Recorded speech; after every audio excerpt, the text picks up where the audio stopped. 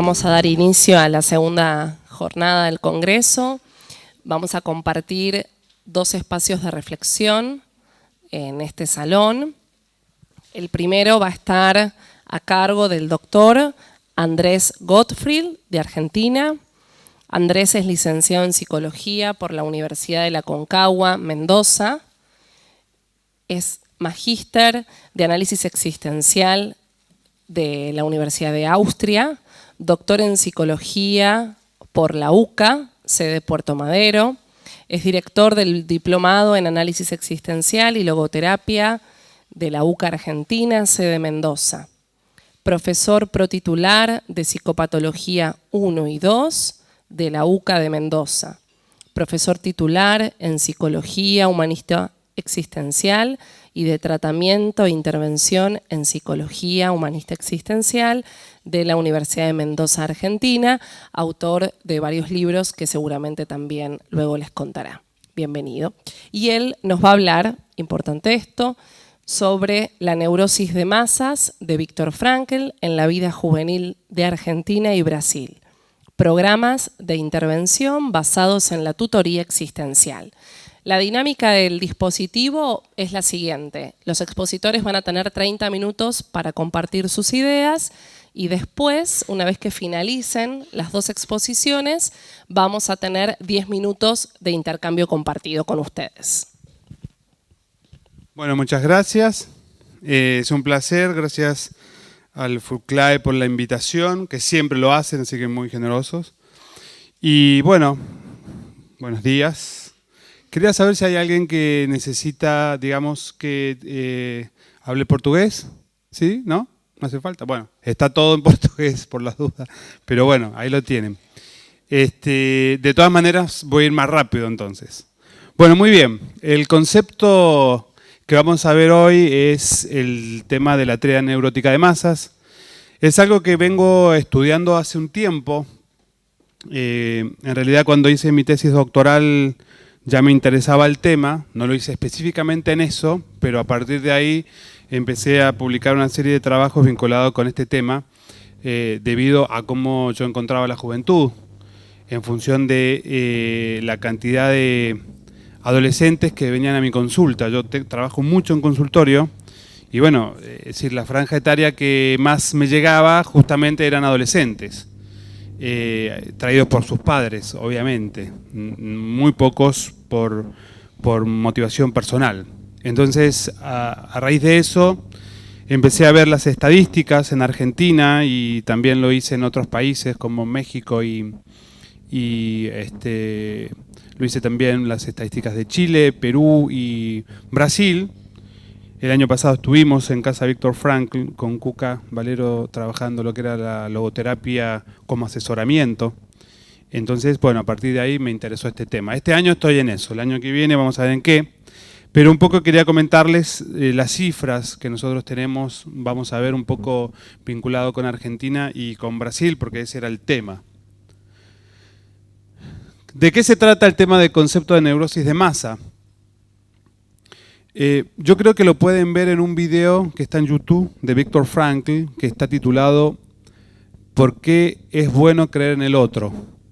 Yo no sé si después, si tenemos tiempo, en algún momento dura 4 minutos, lo podemos ver, porque ahí dice cómo se trabaja, cuál es el tratamiento para trabajar el tema de la neurosis de masa. ¿Sí? Lo que no sé si acá hay para conectarse, pero si hay para conectarse lo podemos ver. Perfecto. Es un término que él utilizó según una conferencia que él dio de que se llamaba en la Universidad de Georgia de Estados Unidos, que se llamaba ¿Está loca esta nueva generación? Así como pregunta. Esa era la conferencia dedicada a estudiantes en 1972, si no me equivoco. Y hay un fragmento. Está loca, estamos hablando en la época antigua, porque nosotros ya no estamos en el 72, ¿no es cierto? Eso es antiguo, en la época antigua. Pasamos a la época moderna y estamos ahora en la época contemporánea. Habría que volverse a preguntar eso. Pero básicamente esto fue un diálogo que él tuvo con un taxista de color, que cuando lo sube le dice, bueno, voy a la Universidad de Georgia, y bueno, Frank hablaba muy bien inglés, pero tenía una entonación fuertemente alemana, entonces el taxista rápidamente lo ve, le dice, bueno, ¿a dónde va? No, voy a dar una conferencia. Entonces, ¿cómo se llama su conferencia?, le dice el taxista. No, porque los taxistas son de hablar mucho, ¿no? Y es bueno, porque uno se sube a un taxi, habla con el taxista, le puede contar de todo y después nunca más lo ve, ¿no? Como el psicoanalista, nunca más, no lo ve más. En Buenos Aires, tomar otra vez el mismo taxi es imposible. Entonces le dice, sí, voy a dar una conferencia. ¿Y cómo se llama? ¿Está loca esta nueva generación? Él le dice, Frank, el nombre. Y el taxista inmediatamente, simpático como son ellos, ¿no? Dice, y desde luego que están locas. Si los jóvenes se drogan, se matan entre ellos y se golpean. Y él ya tenía en mente esa cuestión de esa trilogía de lo que era la agresión, la adicción y la depresión. Y dentro de la depresión, el suicidio. Es alarmante la tasa. Bueno, esto es la tríada neurótica de masas, para decirlo en pocas palabras. Son esos tres fenómenos que nosotros estamos viendo ahí. Suicidio por depresión, agresividad entre ellos y adicciones. No les suena nada raro, ¿no? Para nada. Bueno, a ver si está bien. Ah, ya tengo que apuntar. Ok. Las tasas de suicidio en Argentina. Entre un 10 y un 13% de los casos de suicidios consumados en todas las edades tenían una patología mental grave, maltratada o mal acompañada. Me pregunto, entre el 10 y el 30 pueden haber casos clínicos vinculados con depresión, ¿sí? Hay dos tipos de depresión, una que le llamamos motivada e inmotivada. Motivada es por una razón externa o exógena. Y inmotivada es cuando hay una razón biológica, le llaman adentro del cuerpo, endógena. Bueno, muchas de ellas tienen que ver con problemas endógenos. La depresión endógena es toda una complicación porque requiere de afinar el instrumento del cuerpo, por el cual el espíritu instrumentaliza el cuerpo y se manifiesta. Entonces tenemos que afinarlo. Ahí está la cuestión psiquiátrica. Ahora, en las depresiones exógenas, habría que ver qué es lo que en los jóvenes los pone depresivos. Y uno de los puntos más importantes, que no están acá, es las relaciones parentales, las relaciones con los padres, la ausencia de los padres, las vinculaciones, la agresión, el bullying, la baja autoestima, el estilo de vida que hoy llevamos, la frustración. Un joven de hoy no tiene capacidad, o no tanta como el joven de antes, para tolerar la frustración. Uno se frustra muy rápido por pequeñas cosas, en especial los jóvenes. Tal vez lo vean de nosotros, los adultos. Pero ¿qué pasa con el resto de estos jóvenes? ¿Podríamos hablar de que hay algo que tenga que ver con la falta de un propósito, de una tarea, de una misión, de un sentido, de una dirección?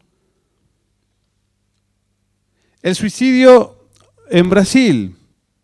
Bueno, en Argentina el suicidio, hay un slide que no está, pero que ha aumentado. En los últimos años va en aumento. Y la franja etaria más sensible es de 15 a 19 años. ¿Está claro? 15 a 19 años.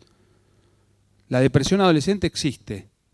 Y la depresión es una enfermedad que termina, si no está tratada, en la muerte. Por lo tanto, podemos decir que la depresión es mortal si no está tratada en muchos casos, no en todos. Pero es un tema importante a tener en cuenta. Entonces, uno dice, bueno, ha ido aumentando. Miren que en Argentina, y también he visto que en Brasil, hay una cantidad de actividades que se hace para prevenir, pero sin embargo las tasas suben. Es decir, es muy llamativo. Igual que los embarazos no deseados en Argentina. Estamos todos hablando de sexualidad, todo, pero los embarazos no deseados aumentan. El suicidio, programas de intervención, aumentan. Hay algo que estamos haciendo mal, o algo que no estamos haciendo bien, o algo que no es suficiente, o no le estamos dando en la tecla con la teoría para prevenir en los jóvenes. Bien. En Brasil exactamente lo mismo. Por supuesto que Brasil, la cantidad de población que tiene es mucho más grande, por eso la tasa de suicidio es mayor. Brasil tiene la mayor tasa de América Latina de suicidio, la mayor tasa en consumos de adicciones, en alcohol, en violencia. ¿Por qué? Y claro, por la cantidad de población que tiene. Pero cuando nosotros sacamos los porcentajes, Brasil está un poquito más arriba y Argentina ahí le sigue. Bueno, recién ahí habíamos dicho que había aumentado el suicidio y también en algunos puntos se había bajado la tasa de suicidio, pero no de violencia. La depresión en Argentina. Bueno, hay una característica que ya hablamos, que cada 6 personas hay una persona depresiva que tiene entre 10 y 19 años. ¿Saben lo que es alarmante? El tema de que los antipsicóticos se están dando a edades más tempranas por conductas disruptivas en los niños de 5 o 6 años. Luego han bajado los índices de toma con antidepresivos y ansiolíticos en los jóvenes. A los 10, 11 años están tomando ansiolíticos, porque no se los puede abordar de una manera efectiva. Y yo me pregunto, ¿qué pasó antes? Porque si estamos llegando a los 10 años con chicos con estas problemáticas, algo pasó antes. Estamos llegando muy tarde. Y estamos hablando de 10 años, ¿no? Entonces, esto está pasando. ¿Y saben cuál es el problema de los chicos que tienen suicidio de 10, 11, 12 años? Que tienen un gran nivel de impulsividad. Entonces, lo que sienten lo actúan. No pueden pensar de todo, no pueden deliberar. Recuerden que según Jean Piaget, a los 12 años está el pensamiento lógico formal, que me permite ir del presente al pasado, hacer implicaciones hacia el futuro. El chico con un pensamiento no lógico formal, porque está en una etapa anterior, siente que eso que está sintiendo ahora va a ser para toda la vida. Y cuando tienen altos niveles de impulsividad, se mata.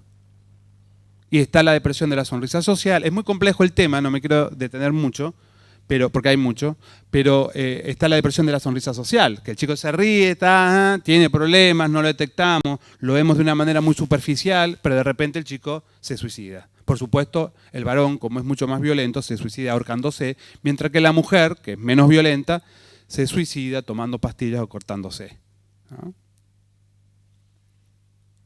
O a veces algunos jóvenes, cuando los padres tienen arma, con un arma.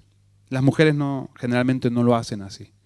Pero es llamativo, ¿no? Es llamativo que esto esté así y que no nos demos cuenta. O esa expresión que se maneja mucho educativamente, que dicen que el suicidio no se da en personas que dicen que lo van a hacer. No, no es así. Eso es cuando la persona cursa con un trastorno de personalidad histriónico, que tiene la necesidad de captar la atención. Si una persona a mí me dice que está pensando en suicidarse, entonces yo lo tengo que tomar como un tema central. Incluso uno no tiene que alarmarse, decir, sí, ¿y cómo sería? Sí, porque, caso real, y yo iría con la camioneta de mi papá y andaría a toda velocidad y he visto un puente donde hay una pared grande y ahí me estrellaría.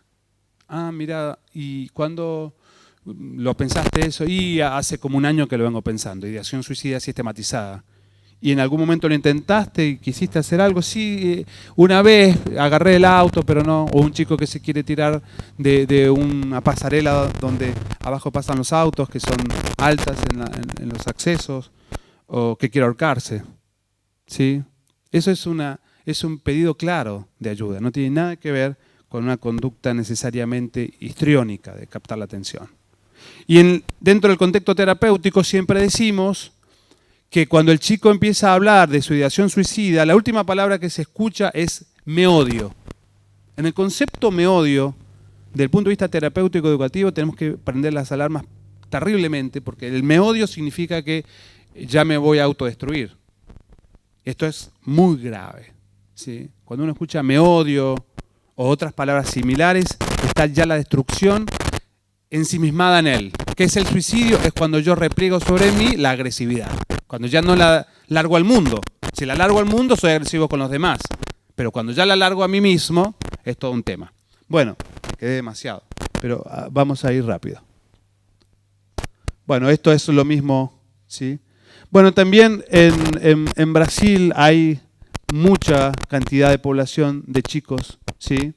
Fíjense los datos que están ahí, ¿no? Por la población que tiene. Sí, es impresionante, estamos hablando de 11 millones. Sí, es increíble, según la Organización Mundial de la Salud. La violencia, sí, la violencia, las víctimas de violencia de 13 años en adelante. Ustedes saben que el suicidio es, tanto en Brasil como en Argentina, la segunda causa de muerte. ¿Saben cuál es la primera? Accidente de autos. ¿Por qué? Porque está vinculado con el alcohol, es decir, el consumo. Es impresionante. Es impresionante. Lo mismo en Brasil, sí. La tasa es mucho más elevada. Ahí, 31. Nosotros creo que tenemos 21, pero es mucho más elevada cada habitante. El uso de drogas, sí. En Brasil también hay mucho uso de droga.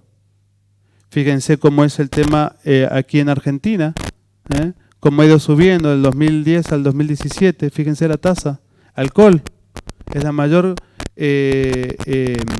predictor de muerte por auto. El alcohol. El mayor predictor. Y fíjense, sí, cómo ha ido subiendo. Todo ha ido subiendo. Es impresionante.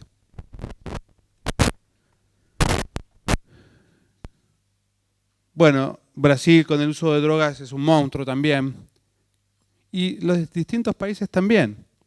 Van aumentando el uso de drogas, van aumentando los accidentes de auto. En Argentina, de lo que va este año, se cometieron 153 femicidios, es decir, hombres que mataron a mujeres. En este año. 153 o 155, creo que está más adelante. Bueno, andaba por ahí. ¿Qué nos está pasando? ¿Qué vamos a hacer frente a esto?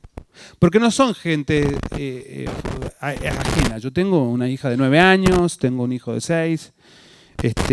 Van a ser mis hijos. Ellos no están exentos de eso. Entonces, ¿qué vamos a hacer como educadores, como profesionales? ¿Qué es lo que está por debajo? ¿Qué pasa con los planes que se hacen? Que hay algo que no estamos viendo, que estamos trabajando, pero las tasas no avanzan. Solo avanzaron en los actos delictivos, se mantuvieron y bajaron un poquito en los actos delictivos. Robo, ¿sí? Pero claro, porque hay una pena fuerte, cada vez la pena es más fuerte, entonces ahí se está la tasa bajando muy poquito. Bueno, ¿qué hacemos? ¿Qué hacemos con los adolescentes? ¿Sí? Con los jóvenes. Bueno, a mí se me ha ocurrido hace un tiempo hacer lo que se llama una tutoría existencial o acompañamiento existencial para trabajar con los chicos, desde, obviamente, Viktor Frankl. Esto es algo que él ya había hecho hace tiempo. Frank siempre tuvo una relación especial con los chicos, estoy hablando de los jóvenes, y a partir de sus trabajos, él decía que o bien llega el joven a una situación trágica, pues no se siente más en condiciones de llevar su carga secreta, se derrumba bajo su peso y en un momento de desesperación intenta suicidarse. Eso está en los escritos de juventud de Viktor Frankl. En función de lo que él fue viendo, dice él, bueno, se derrumba, ¿qué hace? Le cuenta a un amigo, que él siente que es digno de confianza. Que muchas veces el amigo no está en capacidad de acompañarlo, capaz que tiene un problema mayor, ¿no? Entonces, o le cuenta a un amigo y ese consejo que le puede dar lo pone más en riesgo. Ahí tenemos que estar nosotros. Frankl logró en 1927, siguiendo los lineamientos de un alemán, Hugo Schwarz, que en una ciudad donde yo tengo familia ahí, Dresden, del sur de Alemania, hizo los primeros centros de asesoramiento juvenil, ¿sí? Y tenía una función preventiva. Y en función de esa prevención, ¿sí? También trabajaban con las dificultades. Y a Frankl esto le gustó. Este hombre trabajó con una beca del Banco Alemán y esos centros le llamó mucho la atención a Frankl y lo empezó a poner en Viena. Bueno, a raíz de esto fue fundando centros donde atendieron, no solamente a Viktor Frankl, él atendía los miércoles 1 hora y los sábados a la mañana 1 hora. Es decir, que sabemos que Frank trabajaba los sábados a la mañana, porque está en sus escritos. Fíjense quién estaba. Alfred Adler, Rudolf Allers, Schwarz, Potts. Todas personas que en su momento eran personas muy importantes. Y fíjense ya la importancia que les daba. ¿Cómo se ayudaba? Se ponían unos panfletos donde decía atención gratuita, anónima para los jóvenes que quieran poder. Entonces ponían su teléfono, su dirección, no su teléfono, su dirección. Nosotros ahora tenemos que poner nuestro teléfono, nuestro WhatsApp, obviamente, pues nadie quiere poner dirección. Y los chicos iban y tenían un horario. Tenían un horario. Y eran muy estrictos con ese horario. Y los chicos llegaban. Es decir que Viktor Frankl, Adler, estaban 1 hora ahí sentados. Si venía alguien, venía. Si no venía, no venía. ¿No? Porque no era con turno eso. Los chicos llegaban. Viena estaba devastado en ese momento por situaciones de guerra, etcétera, etcétera, etcétera. Y se habían registrado muchos suicidios. Viktor Frankl en ese año atendió a 900 jóvenes. Y él fue estudiando cuáles eran las problemáticas que estos jóvenes tenían. Y fue viendo que estas problemáticas estaban vinculadas con depresión, ¿sí?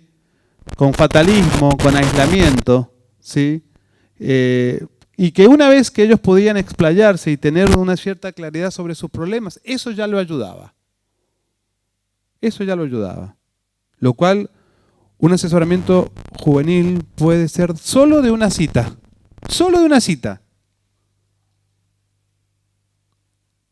Bueno, esto es lo mismo, pero está... Bueno, ¿qué podemos hacer frente a esta tarea neurótica de masas? Juvenil. Bueno, esto es lo mismo, a ver, sí. Lo que más le llamó la atención es de los pensamientos de suicidio y aquellos jóvenes que habían intentado. En ese año, al año siguiente, en Viena, con todo ese apoyo que había de gente que trabajaba con el tema, ahora vamos a ver cómo trabajaban, no se registró ningún intento de suicidio. De suicidio consumado. Es decir, la tasa bajó a 0 en Viena. Impresionante. Lo cual no significa que los chicos resolvían sus problemas. Lo que significa es que al menos no se suicidaban. Bien. Veamos un poco más. Bueno, esto, para que lo quieran ver un poco más, está en 2 textos, en especial en los escritos de juventud de Herder, ¿sí? En esos años donde él estuvo, en el 1928 fue esto que yo decía, cuando no se registró en el 1928-29, Frank era bastante joven, ¿sí? Y Las raíces de la logoterapia por Editorial San Pablo. ¿Sí? Ahí es donde aparece toda esta instancia donde el joven puede encontrar un refugio, plantear sus problemáticas. Y bueno, cuando yo planteo mis problemáticas, veo tengo la necesidad de hablar, eso ya me está ayudando para que se vaya desarrollando el primer recurso noológico espiritual, que es el autodistanciarme. Cuando yo tengo que hablar de lo que me pasa, me voy distanciando, ¿no?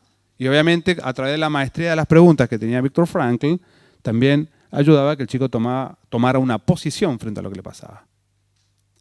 Entonces, ya al autodistanciarse, ya el suicidio era un aspecto que estaba en mí, pero yo no era la persona donde estaba depositado toda la agresión para suicidarme. Ya la vida no me resultaba tan insoportable porque tenía con quién compartir mi carga, que es lo que decía Viktor Frankl. Y eso es muy importante. Es muy importante. Vamos. Objetivos del asesoramiento juvenil. Promover la descripción fenomenológica. Es decir, la fenomenología, según como lo define Husserl, es recibir, observar el fenómeno tal cual como se presenta en sí mismo, de sí mismo, por sí mismo. Ver lo que se me presenta ante los ojos. Eso es la fenomenología. En sí mismo, por sí mismo, desde sí mismo. Entonces, uno tiene que escuchar, ver qué es lo que le pasa, no dice nada, ¿no? En relación a la primera etapa de los primeros 20 minutos que puede llegar a tener. Ya vamos a ver cuánto dura. Es un acompañamiento, es un acompañamiento corto y limitado con objetivos concretos. Porque después vamos a ver de qué se diferencia el asesoramiento juvenil o la tutoría existencial. Tutor es lo que se le pone a un árbol cuando se está torciendo, ¿verdad? Eso es lo que hacemos. Entonces, después vamos a ver de qué se diferencia de una psicoterapia. Pero es acompañar por un tiempo corto y limitado. ayudar a clarificar y contextualizar su situación problemática o preocupante. Fíjense, en ese libro de Escritos de Juventud hay casos analizados por Frankl. Son súper interesantes. Y él va diciendo qué es lo que le pasaba a la persona. Súper interesante. Ustedes ahí tienen como una manera de acceder a la forma en que Frank trabajaba. Es un texto que se ha publicado hace poco, digamos. No, podría haber estado hace mucho, pero 2007, ¿no? 2012. Y ahí se ve todo cómo va trabajando. La verdad es extraordinario el tipo. Bueno, veamos. Ya contextualizar también es muy importante, porque a veces lo que siempre se veía es que en muchas situaciones no se trataba de él o de ella, del joven, sino del contexto. Entonces ya la problemática estaba afuera, era interrelacional y no era yo, ¿no? Eso también nos ayuda mucho cuando uno dice, bueno, no soy yo, sino es esto con lo cual yo me vinculo, es la otra persona, es la relación con mi madre. Hay muchos casos de chicas con intentos de suicidio con problemas vinculados con la madre, ¿no? Bien, movilizar los recursos no éticos, ¿sí? Que es autodistanciamiento, 5 minutos, bien. Autotrascendencia, vincularme con un valor. Y últimamente me gusta mucho una propuesta que hace Alfred Lengle, que fue un discípulo de Viktor Frankl, que llama autoaceptación. ¿Sí? Autoaceptación. Autoaceptación como el primer punto, me tengo que dar cuenta de que tengo un problema. Para darme cuenta de que tengo un problema, ¿puedo distanciarme de eso? Si no me doy cuenta, no me puedo distanciar. Si yo no lo veo como parte de mí y lo proyecto en el otro, no puede estar un autodistanciamiento. Autoaceptación de la problemática, distanciarme de eso, vincularme con un valor. Autotrascendencia. Bien, veamos un poco más. ¿Cuál es la actitud? Valorar la acción del joven de pedir ayuda. Bueno, siempre es recibir de una manera cálida y respetuosa, ya lo sabemos, brindar un clima de comodidad, de seguridad, donde el joven se sienta autorizado para ser el mismo. Y espontáneo, que no sienta temores, que no se sienta amenazado, que se sienta él, que pueda decir todo lo que le pasa. Muchas veces, claro, cuando uno no es psicólogo, pero es docente, hace una función central. Pero el chico le dice, no, porque yo estoy pensando en que no, la vida es muy difícil, me tratan mal, la verdad que me quiero morir, he pensado en suicidarme. Entonces dice el tutor del colegio, no, pero ¿cómo vas a hacer eso? Entonces el chico se asusta y no dice más nada. Entonces no investigamos. Y hace mucho que lo pensás, tiempo. ¿Y qué harías? Estoy viendo cómo está sistematizada la idea. Sí, haría así, haría así. ¿Lo hiciste? ¿Lo probaste? Quiero saber hasta qué punto ese chico llegó con la droga. Ya sabemos. Y hay muchísimos planes terapéuticos, tanto en España con Noblejas como también en Colombia con Martínez, que tiene que ver con el vacío. El vacío de la existencia lleva a la posibilidad de llenarlo con una sustancia psicoactiva. Adicciones. Ya lo sabemos eso. Entonces, la violencia es una manera también de ver que hay algo que yo no puedo. ¿Qué es la violencia? Es una reacción de protección frente a aquello que yo siento que no puedo. Y cuando no puedo me pongo violento. Al principio con las cosas, luego con las personas, luego con mí mismo. Entonces, que se sienta autorizado, llegar hasta el... Como dicen los italianos, yo estuve estudiando en Italia, estuve un año, fine a la fine, no sé, no se puede traducir, pero es como llegar al fin del fin de una cuestión, ¿sí? No al fin del fin. Entonces, brindar una posibilidad de que exista un encuentro con el joven de persona a persona. Hemos hablado de humanidad, es un montón, ya lo hemos dicho. Bien, y comprender al alumno, al orientado, lo que sea, poniéndose en su lugar. La fenomenología hermenéutica de Heidegger es comprensiva, es una descripción de lo que le pasa a la persona, pero yo siento lo que a la persona le pasa. Es como una paciente que me era muy difícil atenderla.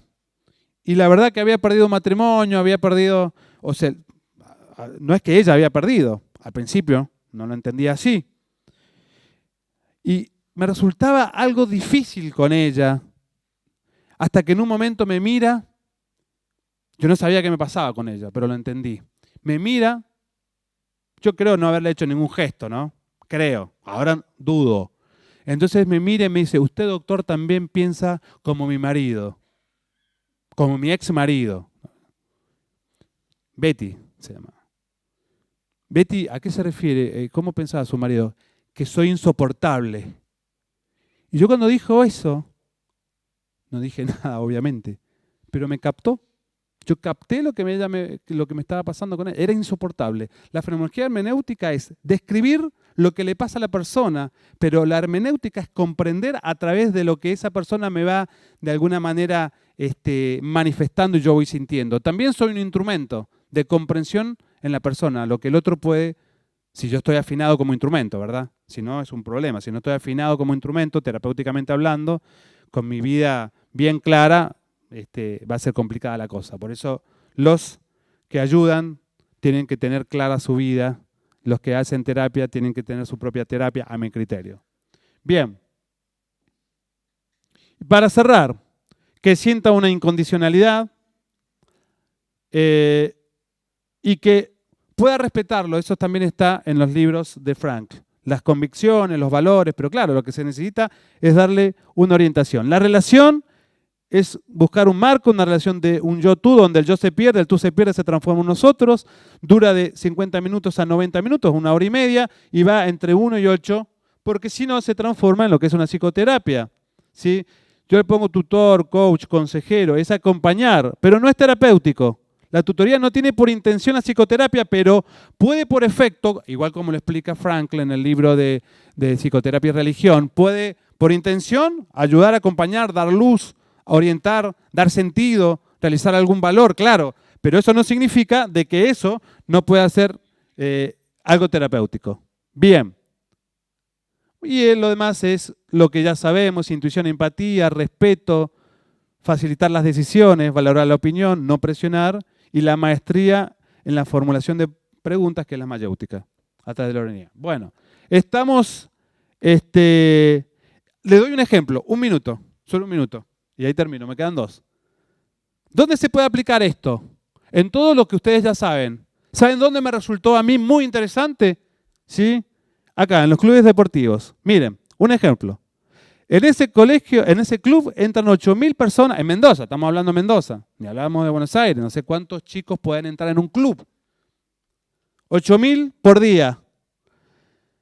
Se preparó una oficina. El club, a pedido mío, contrató un psicólogo.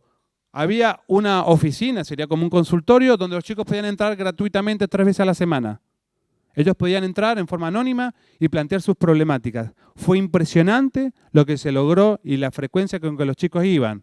Porque si estaban en el club, hacían deporte, entonces de repente, después, ¡pum!, se iban.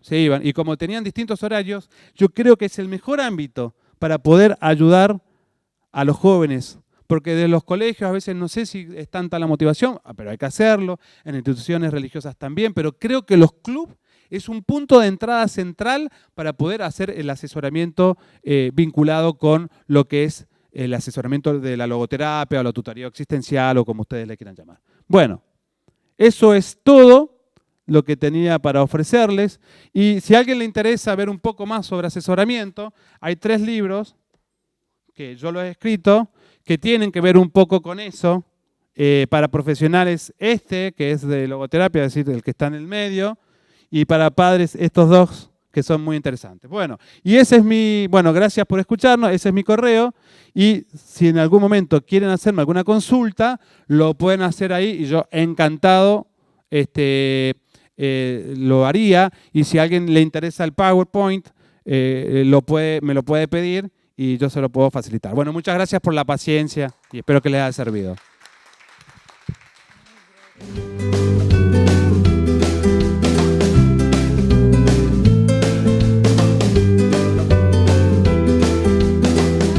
Vamos a presentar ahora a Clara Martínez. Clara nos va a hablar sobre caminos hacia una crianza con sentido, educando desde la coherencia. Clara es psicóloga de la Universidad, psicóloga de la Universidad Nacional de Colombia, doctoranda en psicología por la Universidad de Flores, tiene posgrados en logoterapia y análisis existencial, es logoterapeuta de niños, adolescentes y adultos, es directora de la red de logoterapia e infancia Faros de Sentido, es docente e investigadora de posgrado y pregrado en el área clínica humanista existencial de varias universidades colombianas. Es investigadora del grupo Resilio de la Universidad Javeriana, conferencista y docente internacional. Es coautora del libro Logoterapia en Acción de Editorial San Pablo y coautora del libro Resiliencia Familiar y autora del libro Camino hacia una crianza con sentido. Gracias, Clara. Te cuento, son 30 minutitos y después 10 minutos de intercambio en conjunto con Andrés. Buenos días, ¿cómo están? ¿Cómo amanecieron? ¿Bien? ¿Se despertaron como nos enseñó esta semana los que estuvieron en el precongreso del doctor Guillermo? Esta mañana,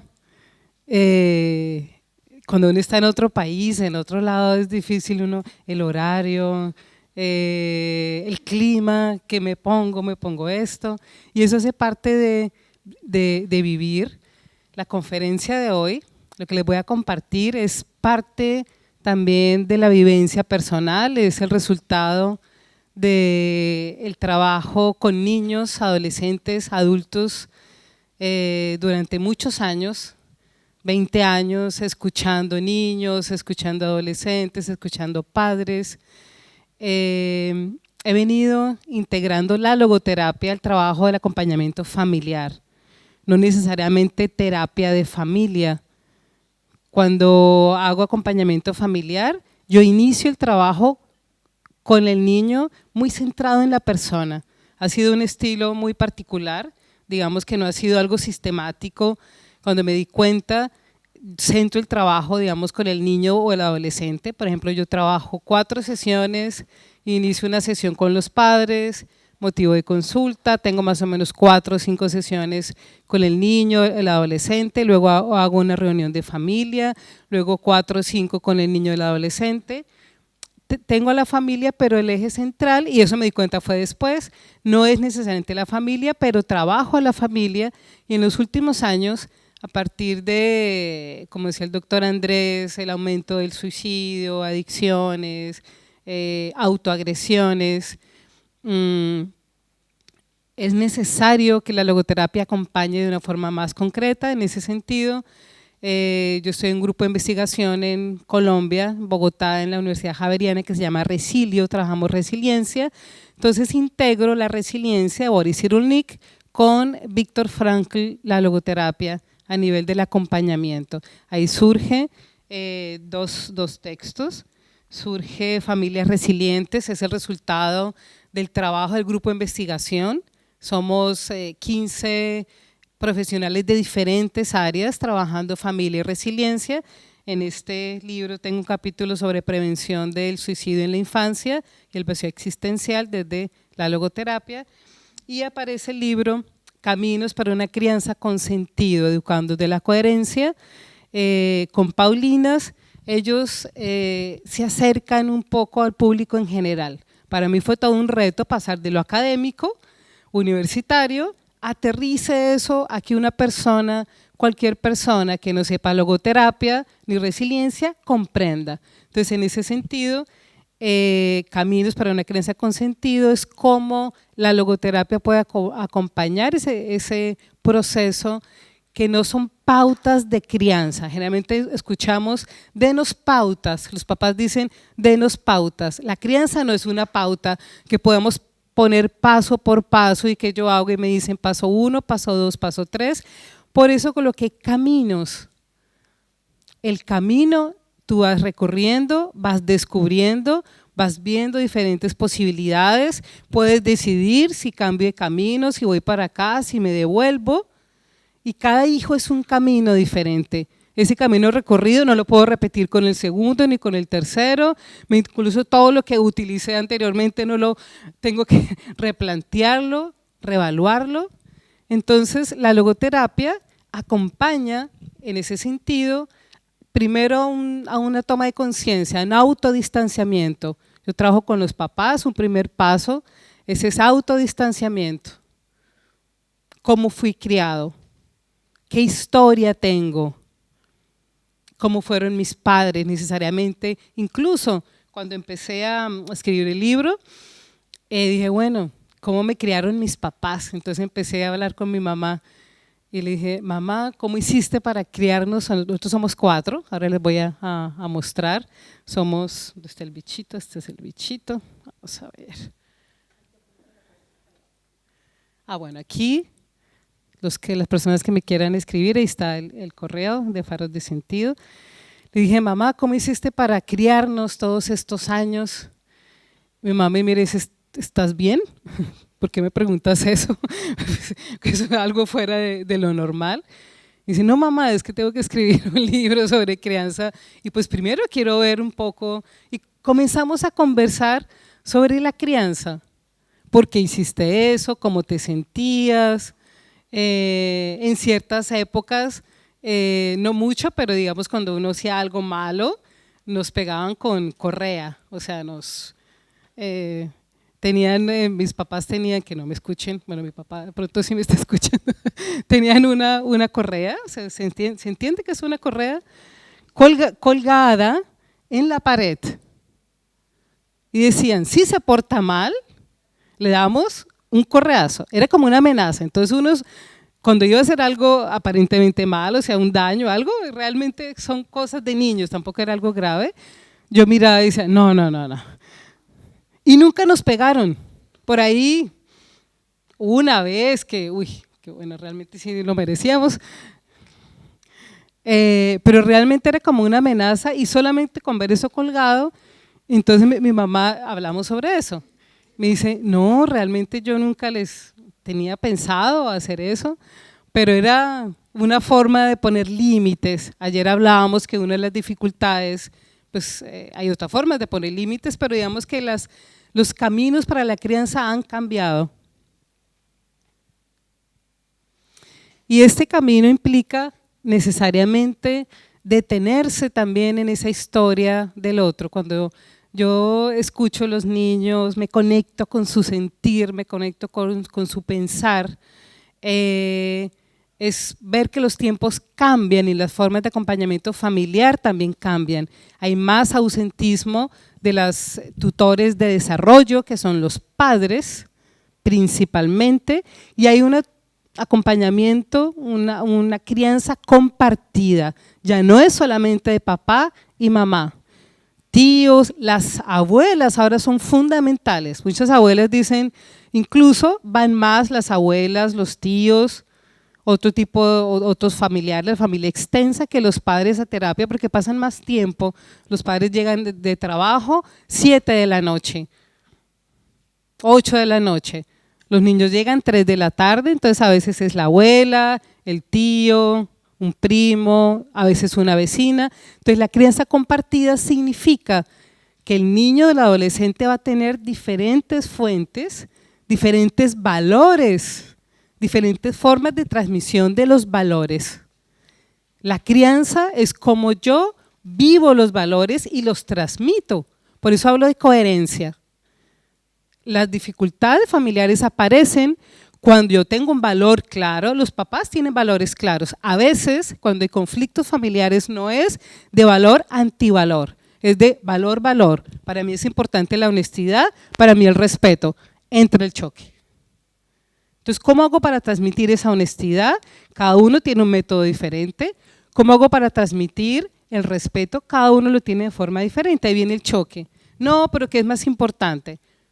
¿Esto o lo otro? ¿Cómo lo transmito? Y cómo lo vivo es fundamental. La incoherencia, los niños la captan así, muy rápido. Papá, pero tú me estás hablando que yo me regule y que me controle y tú me estás gritando, me estás lanzando cosas, tiras puertas. No entiendo, papá. Y lo dicen de frente. Ojalá uno hubiera podido, muchas cosas uno se las tenía que guardar de pequeño y de que uno hubiera alzado la voz o confrontado. Ahora los niños adolescentes confrontan la incoherencia y dicen, no entiendo, entonces no lo hago. Hablas de respeto y no respetas. Hablas de autorregulación, autocontrol, y tú ya me estás hablando y subes de tono. Entonces no entiendo. Entonces la invitación del acompañamiento familiar desde la logoterapia sería precisamente la identificación de esos valores fundamentales familiares. Este es mi familia. Aquí somos 4. Bueno, este es mi mamá, ella se llama Estela. Aquí está mi hermana mayor, Teresita. Mi segunda hermana, Diana Margarita, con su esposo, Mauricio. Mi hermano menor, Leonardo. Y mi sobrino, él es el consentido de la casa, David. Está con su camiseta de fútbol. Por él, los valores se transmiten. Ahora que Andrés hablaba del fútbol, él ama el fútbol. Yo no soy muy fanática del fútbol, solamente veo fútbol cuando juega la selección Colombia y ganamos y cuando perdemos, bueno. Y en cierta edad los jóvenes se distancian. Él tiene en este momento 18 años. Cuando yo empecé a trabajar con niños de la logoterapia, él me ayudaba mucho a hacer videos cuando tenía 6, 7 años, los que conocen el recorrido. Y ahora tiene 18, ya está grande. Y un momento en que me estaba alejando de él y no teníamos de qué hablar. Y entonces él siempre hablaba de fútbol. El caso es que él me enseñó sobre el fútbol. Y ahora soy hincha del Tottenham. Nada que ver, el Tottenham, Inglaterra. Pero tuve una conexión y es que el director técnico del Tottenham es argentino, es Mauricio Pochettino. Y tiene una filosofía espectacular de cómo acompaña a sus jugadores. Y empezamos con él a hablar de eso. Entonces, la familia tiene valores internos muy fuertes y hay que saberse conectar con esos valores que cada uno los vive con su ciclo vital fundamental. Entonces, sí requiere el valor tener acciones concretas y conectarse. No es solamente darse cuenta, es hacer algo para acercarse al otro. La crisis familiar a veces es que me aíslo del otro, digo es que usted no me habla, usted no me cuenta, pero tampoco yo me vinculo. Yo le pregunto a mis niños y adolescentes, ¿usted le pregunta a sus papás cómo está, cómo se siente, cómo le fue en el trabajo? No, ¿y por qué? No sé. Bueno, hablen sobre la vida, sobre su sentir. ¿En qué trabaja su mamá? No sé, se va todas las mañanas a la oficina, a la empresa de no sé, interésese por el otro. Entonces, esa vinculación se ha perdido y digamos que, bueno, coméntolo a mi sobrino porque pues eso nos ha acercado mucho. Antes no chateábamos y ahora me chatea, oye, mira, perdimos, mira cómo vamos a ver el partido. Me compré la camiseta del Tottenham, la verde, la azul, me la pongo y la gozamos delicioso. A veces los papás olvidan compartir esas cosas elementales y sencillas. Acompañan a su hijo al fútbol y lo dejan ahí y mientras él juega están chateando. A veces he visto papás así. Voy a llevar a mi hijo al fútbol y no lo miran jugar, no le hacen barra, están desconectados. Entonces, parte de la crisis y de los acompañamientos familiares ha sido ese precisamente. Bueno, este es mi papá. Él fumaba, por eso, bueno, está aquí. Él está ahí, él fue uno de los primeros directores de cine en Colombia, uno de los pioneros del cine, vivir del cine. Ahora es difícil, imagínense, hace 50 años, 60 años, era muy complicado. Él está ahí, está representando una película, se llama Carmentea, es una zona de Colombia que es donde hay ganado, entonces por eso tiene su sombrero y está así fumando. Los que son mexicanos, él tiene la pinta de, ¿cómo se llama este actor que tenía un bigotico aquí? Pedro Infante. Entonces era la moda de Pedro Infante. Los valores se transmiten no solamente a nivel familiar, ahí paso al segundo punto. En la crianza compartida aparecen los tutores de resiliencia. Uno va adquiriendo valores con personas diferentes a la familia. Los tutores de resiliencia son adultos significativos que acompañan la crianza y la formación de la persona en el joven, en el adolescente. Entonces, a veces necesitamos de otros valores que nos orienten esas acciones o decisiones. No siempre son los papás o la familia extensa. Los tutores de resiliencia no son solamente personas, adultos significativos, un profesor, el profesor de arte, el de filosofía, la profesora de ciencias. Los amigos pueden ser tutores de resiliencia en momentos de dificultad o de adversidad. Un libro, una frase, una película. Todos estos valores acompañan la crianza, no solamente los padres. Entonces, parte del acompañamiento que yo hago también es identificar cuáles son esos tutores de resiliencia que posibilitan en un momento concreto ese acompañamiento en esa crianza de niños y adolescentes. Muchos padres no saben cuáles son esos tutores de resiliencia. A quién admiras aparte de mí, a quién respetas, qué valores te atraen diferentes a los de la familia. Y eso es fundamental porque uno es como un collage. ¿Saben qué es un collage? Uno une partes y ustedes se preguntan, ¿por qué estoy hecha de esta forma y no de otra? ¿Por qué hablo así y no de otra? ¿Qué valores me constituyeron en el transcurso de todos estos años? ¿Qué de la familia? ¿Qué de mis tutores de resiliencia? ¿Qué frases? ¿Qué películas? El día de ayer el doctor Guillermo Pareja Herrera preguntaba ¿qué libros leímos en la infancia y la adolescencia? Yo recuerdo que en mi colegio me colocaron a leer, tenía 17 años, 16 años, el Hamlet de Shakespeare. Yo me leí todas las tragedias y todas las comedias. Mi papá tenía esos libros ya en la biblioteca. Y yo empecé, ay, no, Hamlet, es como aburrido.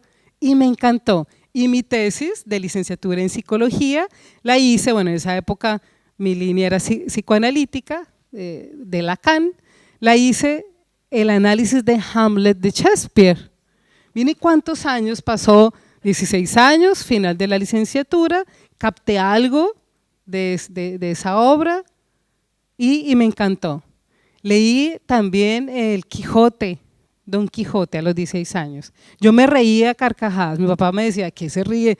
A mí me causaba mucha risa Sancho y sus cosas y sus frases que aún recuerdo de esa época. Está Sancho con Don Quijote y le dice Sancho, Don Quijote, usted debería están sentados en una mesa, como en una abadía, están sentados, usted debería estar en la cabecera de la mesa, no allá. Y le dice Don Quijote, donde yo estoy está la cabecera. A mí eso no se me olvida. Y después mi papá hablábamos sobre ese libro. Ahora posiblemente sean otros libros, sean sagas, sean series, no importa. Yo le pregunto a los papás, ¿qué serie está viendo su hijo en este momento? Ay, no sé, muy aburrido. ¿Qué youtuber ve su hijo en este momento? No sé. Los chicos nos sentamos a escuchar la música, gracias, a escuchar qué ven y me muestran. Y claro, algunos pues son bobos, se ríen de bobadas, pero pues uno en la adolescencia y la infancia le gustaban cosas diferentes, no tendría uno por qué compartir esos mismos gustos, pero sí saber, hablar, conversar, este youtuber ¿por qué dice esto? Esta serie está interesante. Hay una serie que compartimos mucho, debatimos mucho, que era 13 días, ¿se vieron esa serie? Que habla precisamente de una chica, está en Netflix, que se suicida y deja las razones y le deja a sus compañeros los mensajes por los cuales, ¿qué razones la llevaron a suicidarse? Eso fue en su época, hace 3 años más o menos, el boom. Le dejamos ver estas series a nuestros hijos, ¿será que esto fomenta el suicidio? ¿Será que qué hacemos? Y realmente sí, ellos todos la vieron, incluso niños de 7, 8 años decían, pues que me mostraron acá en el celular y pues yo la vi, la veo escondidas de mis papás. No, hay que verlas, no escondidas. Compartirlo, charlar, inquietudes, preguntas. Eso también es crianza con sentido, ese acompañamiento. No es ocultar, no es estar en silencio. Víctor Frankl tuvo el sentido de la familia muy importante. Esta es una moneda que salió hace poco en Viena, en Europa este año. ¿Dónde está Víctor Frankl? Ahí. Para mí un tutor de resiliencia y un referente muy importante es Víctor Frankl. Antes era el grupo Menudo en mi adolescencia, los que, bueno, ahí hacen cuentas. El grupo Menudo, pues era el grupo de 5 chicos, nosotros éramos 5 amigas, cada uno tenía uno, yo tenía a Charlie. Y bailábamos, ven a volar, vamos a volar. Y bailábamos, íbamos a hacer tareas y no hacíamos ninguna tarea. Nos íbamos a bailar. Efectivamente ese año yo perdí el año en mi escuela. Fue terrible, ahora me río, pero en ese tiempo fue una tragedia. Fue muy duro. Yo estaba en mi mundo, enamorada de Charlie, yo no estudiaba nada, solamente pues en esa época no teníamos nada donde ver, entonces mi amiga era la que tiene los discos, nos íbamos a casa de ella, yo ahí aprendí a moverme a otro lugar porque era de mi casa al colegio, yo estudié con monjas y ahí aprendía, no, yo tengo que ir donde mi amiga, entonces aprendí a tomar bus, colectivo. Entonces el mundo se abre y en esa apertura del mundo a veces nos perdemos. Y pues digamos ahí yo me perdí, mis papás confiaban en mí, que yo estudiaba, perdí el año. La escuela donde yo estaba era muy costosa, mis papás económicamente no estaban muy bien y fue muy difícil, casi no puedo estudiar de nuevo en esa escuela y ahí desperté, dije, uy, no, está bien enamorarme, amor platónico, no importa, tengo que centrarme en mis responsabilidades. ¿Cuál es mi responsabilidad? Estudiar. Entonces a veces sabemos lo que hay que hacer, pero la experiencia nos confronta y ahí venimos entonces a orientarnos con los tutores de resiliencia. Entonces uno va cambiando de esos tutores de resiliencia, de esos adultos significativos que acompañan la crianza. Entonces en este caso ya reemplacé a Charlie y ahora es Víctor Frankl, cierro paréntesis. Y entonces los referentes familiares, Víctor Frankl, 114 años de su natalicio en este año, tiene el valor de la familia en coherencia. Uno de los valores que yo abrazo en él es esa coherencia, o al menos la tendencia a la coherencia. No podemos ser coherentes totalmente, pero sí cuando veo que me estoy desviando, por eso los faros de sentido, vuelvo y me oriento otra vez de nuevo. La vida familiar de Víctor Frankl, que hay algunas fotos, sus padres con sus hermanos. Me encanta esta foto de él de niño, porque está él ahí pleno, con ese corazón afuera, si ven este corazoncito que está acá, que es un adorno, pero yo veo que es el corazón afuera dado al mundo, que se abre, que está palpitando, que es tan fuerte que está afuera. Y es hermosa esa sonrisa. ¿Será que este niño sabía todo lo que le iba a pasar y todo lo que iba a hacer? No, pero él confiaba en la trascendencia, confiaba en el suprasentido, confiaba en esa familia que lo sostenía. Como esposo, con Tilly, como esposo, con Eli, compartiendo al lado hasta el final, esa vida familiar, como abuelo, su hija. Esta foto me gusta mucho, está con Alex Vesely, con su nieto, como padre, con Gabriel, aquí compartiendo, paseo familiar. Entonces, para ir cerrando, hay diferentes modelos de familia que hemos confrontado. Una de las familias que he tenido que acompañar mucho son las familias reconstituidas, es decir, familias que ya han tenido hijos, vuelven y deciden tener un nuevo matrimonio, entonces se unen tus hijos, los míos, los nuestros, ya son otras historias, a veces familias reconstituidas en donde los hijos no desean que sus padres vuelvan a tener una nueva familia, entonces el acompañamiento es como poder hacer de esa oportunidad una construcción, no una destrucción.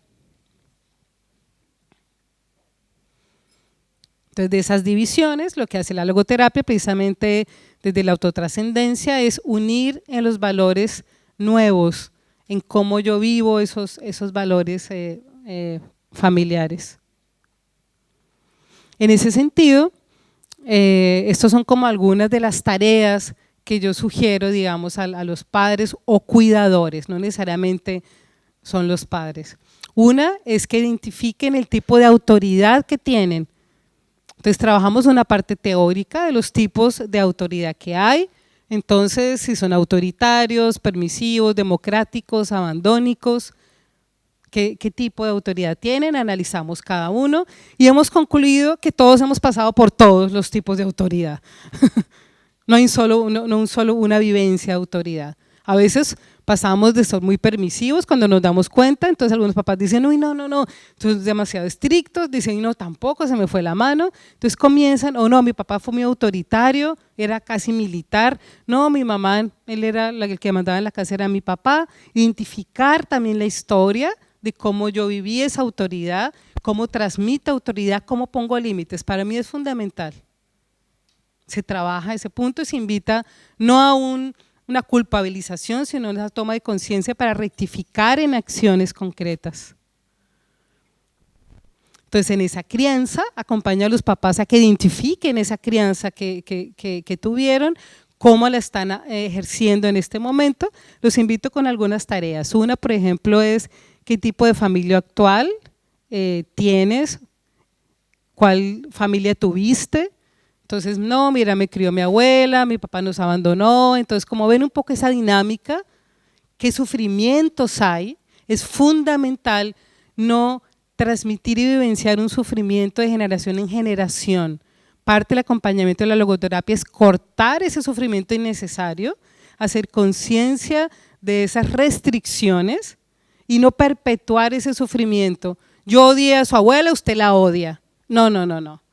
Sí, mira, hubo una dificultad en la familia porque ella nos maltrató, entonces, y permitir que ese otro no tenga un lastre de dificultades o de aspectos que no le corresponden y que empañan esa constitución de ser persona. Está también la tarea de qué crianza compartida hay en este momento, con quiénes crían a tu hijo aparte de ti, cuáles son esos tutores de resiliencia, esos adultos significativos, la abuela. Generalmente a veces hay conflictos, es que estoy separada de mi esposo, pero entonces la abuela de mi esposo le dice a mi hijo que puede comer hamburguesa y entonces todo lo que yo he hecho con él se daña un fin de semana. ¿Qué hago? Odio a mi suegra, No, bueno, ¿cómo hacemos para conciliar? Cosas re sencillas, pero que en niños es fundamental, la alimentación, el cuidado, el acompañamiento. Entonces se trabaja un poco en cómo conciliar con eso. La autoridad, ya lo vimos. ¿Qué se repite y qué puedo cambiar? ¿Fin? Bueno, entonces, un minuto para cerrar. Entonces, ¿qué se repite en la historia familiar? No estamos determinados por esa historia familiar, podemos cambiar la historia familiar.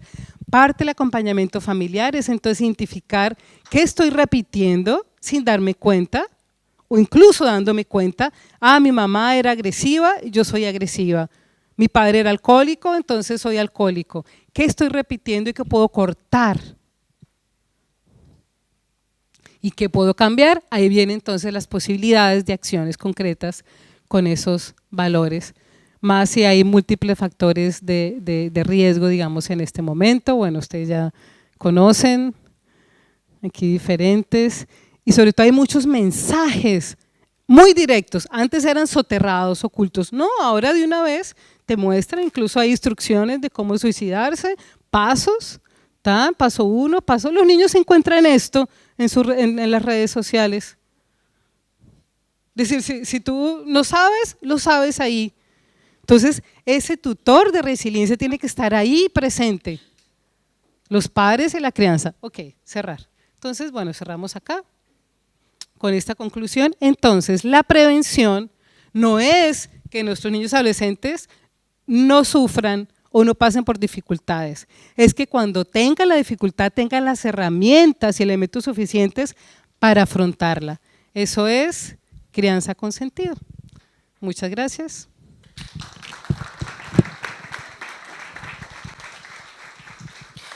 Bueno, gracias, Clarita. ¿Quién del público tiene ganas de compartir alguna pregunta? Hay dos términos en inglés que es nature y nurture. Nature, genética, nurture, lo que ganamos en la vida en el contexto de la experiencia. Yo no sé si es un concepto mal interpretado en el sentido de que se dice que el suicidio puede ser genético.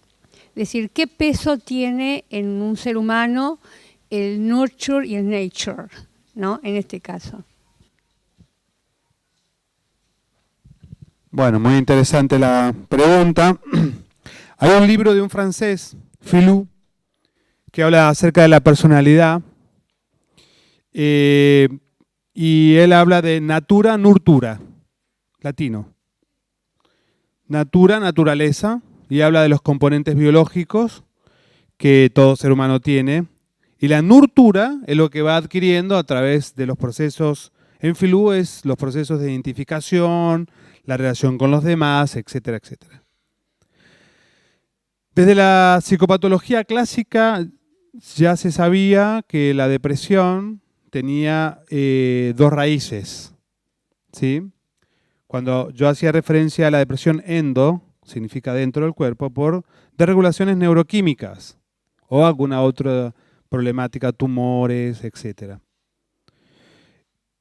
Es tan a veces potente esta naturaleza química de regulaciones, ya sea porque hay una disminución en las membranas de las neuronas, no captan la serotonina de la misma cantidad, hay una disminución de estas sustancias químicas, o una alteración en la membrana que percibe, que emite de neurona a neurona, que es la neurotransmisión, que la persona se deprime muy fuerte. Y bueno, toda depresión, cuando yo decía que la depresión es una enfermedad mortal, es así. Si no está verdaderamente tratada, la persona no va a prosperar. No va a tener adherencia a un tratamiento de ningún tipo de tratamiento. No vamos a hablar de la logoterapia, no. La adherencia al tratamiento tiene que pasar antes de una psicoterapia, en estos casos, por una regulación médica. Esto está muy claro en Frankl cuando él hablaba del hombre y lo hacía en relación a un piano, ¿no? Entonces decía que el piano era la constitución psicofísica y el pianista era lo espiritual. Entonces decía él que cuando el piano estaba desafinado, lo espiritual no se podía expresar.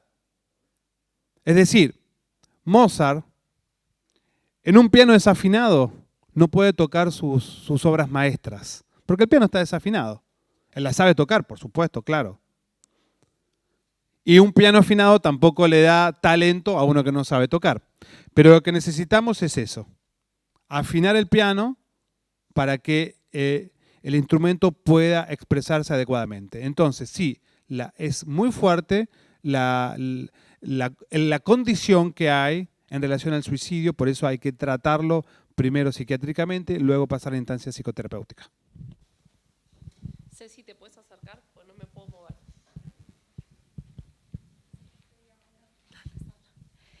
Bueno, la verdad que es una alegría muy grande escuchar estas propuestas tan interesantes y yo me quedaba pensando y le quería preguntar al doctor en esa intervención que hicieron de las tutorías, si pudieron validar resultados, digamos, los logros, cómo los pudieron validar, si hicieron pruebas test, retest o de qué modo validaron esos logros, porque me parecen muy significativos. De hecho, que bueno, comparto que también en la provincia de Córdoba estamos llevando adelante una investigación muy seria, porque sobre todo hay una zona que preocupa mucho el suicidio en los jóvenes y ha sido subvencionada por la universidad. Entonces también nos interesa enriquecernos con estas propuestas.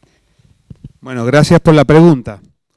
Bueno, sí, hemos trabajado en colegios con un test que se llama el PIL Test, que yo adapté para trabajarlo en Argentina, ¿sí? Es el test de sentido de vida, yo lo traduje test de sentido en la vida, que sería la traducción correcta del alemán. Nosotros hablamos mucho de sentido de la vida, en realidad en Frankl, en alemán es sentido en la vida. Pero bueno, en la vida, de la vida, hay tres conceptos de sentido, pero el test es un test que es de 1969, lo hizo Krumbach y Maolik, y bueno, se adaptó hace más o menos ya en el 2014, y ese test es muy simple, tiene 20 ítems, es muy accesible, se han hecho muchísimas investigaciones, es el test o el instrumento que más se ha trabajado en logoterapia, porque además está indexado en muchísimas revistas científicas, hasta en Japón se trabajó con ese test.